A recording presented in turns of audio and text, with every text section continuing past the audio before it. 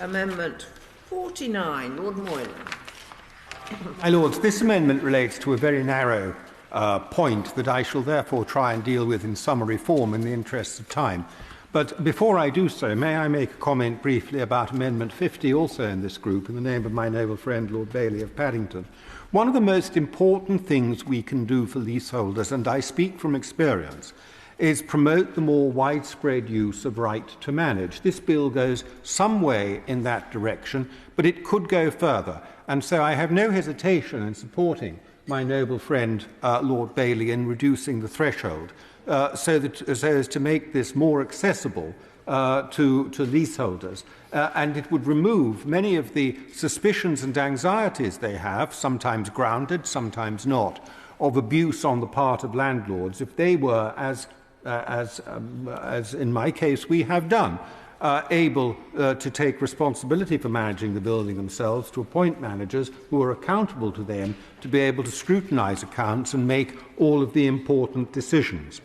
Amendment 49 relates to the peculiar, not very common, but peculiar situation that in the case of a private block of flats that is acquired as an investment by a local authority, not a block owned by a local authority for the purpose of social housing, but one acquired as an investment, the right to manage of those leaseholders is immediately extinguished because of the provisions of the Commonhold and Leasehold Reform Act 2002, which specifically exempts properties where the immediate landlord is a local housing authority.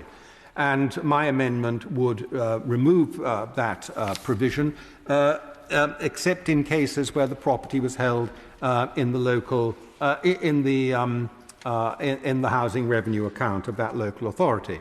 In other words, private blocks would retain, the leaseholders of private blocks would retain the right to manage, and that is something surely the government would want to welcome. Now, I'm grateful to my noble friend and to my noble friend Lady Scott of Bybrook for arranging a meeting with me a few days ago in which we discussed this. But I'm no clearer at the end of that meeting what the position is. And so my purpose, a very narrow purpose with this amendment, is to seek the clarity.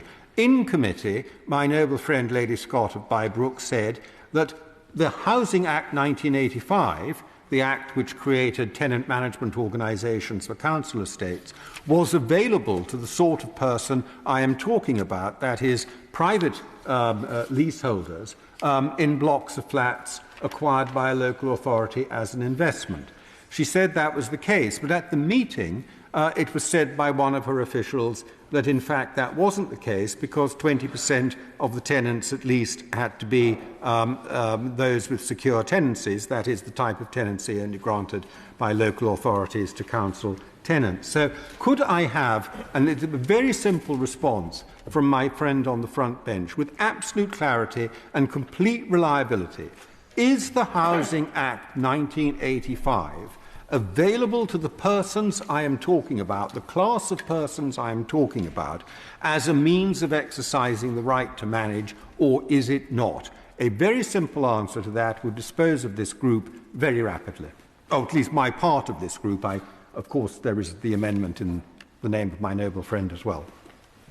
I beg to move.